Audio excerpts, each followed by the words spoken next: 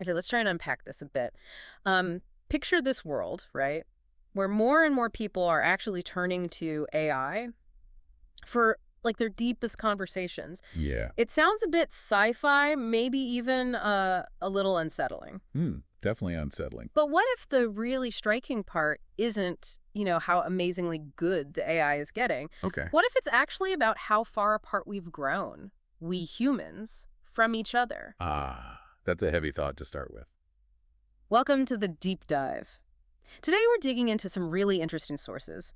We've got bits from AI, a reflection on human disconnection, and also the digital mirror, AI and human disconnection. Good stuff. And our mission, really, for you listening, is to chew on this question, this trend, preferring AI for communication. Is that just tech getting better? Oof. Or is it actually showing us something, maybe a deep crack in how we relate to each other today? Yeah, that's the core tension, isn't it? And here's where it gets really interesting, like right away. Okay, lay it on us. The sources, they strongly suggest that AI being a good chat partner, it might say more about our own, well, weaknesses, our It's the lonely, vulnerabilities, yeah. not just AI's strength. Exactly. Think about why people actually find AI appealing.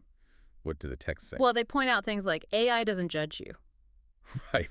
Zero It judgment. doesn't get tired, doesn't interrupt. Never cuts you off. Which, let's be honest, happens a lot in human conversations. It really does. So AI appears to listen, like really carefully, with respect. And that apparent ability, this non-human thing, understanding us better, or at least listening better, Mm-hmm.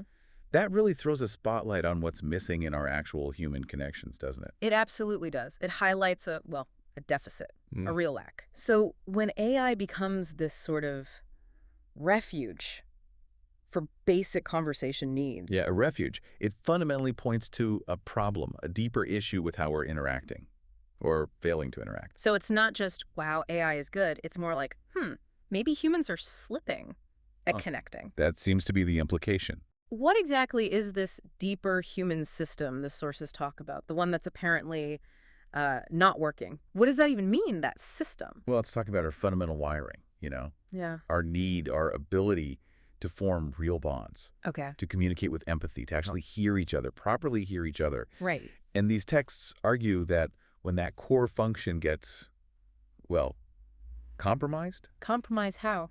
like when our experience of talking to people is constantly being cut off or judged or just met with, blank stares or impatience. Uh-huh. We've all been there. Exactly. We start looking for alternatives. And it's not just about a few rude people. The sources suggest it's more systemic, a kind of regression, they call it. A regression in human relationships. Wow. Yeah, like maybe the digital age itself, while connecting us in some ways, Mm, has also, I don't know, trained us out of the patience needed for real connection. that's a really critical point. But hang on, I wonder, is it always a decline? What do you mean?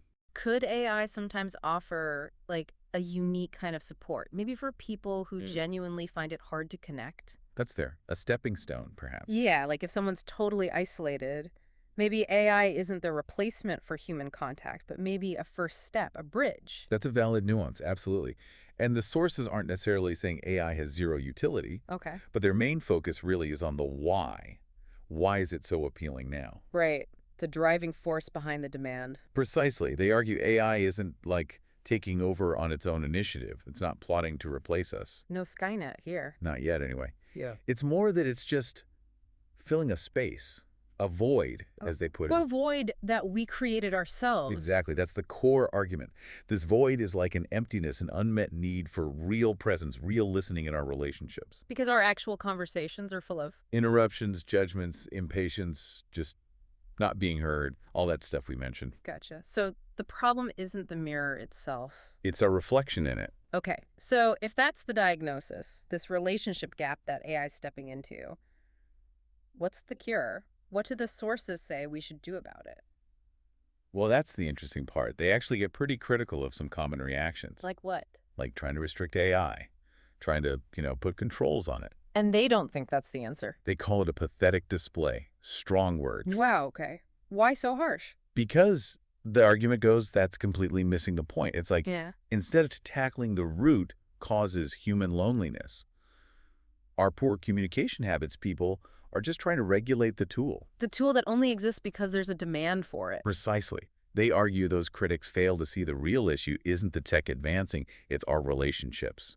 Well, declining. Deteriorating. And that brings us to that analogy they use, doesn't it? It does. The mirror one. Wash your face instead of cleaning the mirror.